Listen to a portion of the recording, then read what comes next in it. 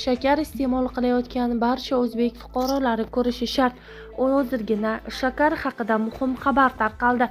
Assalomu alaykum hurmatli tomoshabin do'stlar, kanalimizga xush kelibsiz. O'zbekiston hamda jahon olamida sodir bo'layotgan eng tezkor va dolzarb mavzularni o'tkazib yubormaslik uchun kanalimizga obuna bo'lib, videoroliklarimiz davomida bor yo'g'i bir dona like hamda podpisatsiya tugmachalarini bosib qoldirishni unutmang.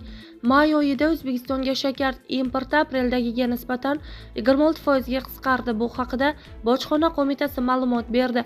Hisobotga ko'ra, joriy yilning o'tgan oyida mamlakatga jami qiymati 50,4 million dollarlik 68,66 ming tonna shakar import qilingan. Bu ko'rsatkich aprel oyida 61,7 million dollarga 86,5 ming tonnani tashkil etgandi. Bir oy davomida mahsulot importi qariyb 17,8 ming tonnaga qisqargan.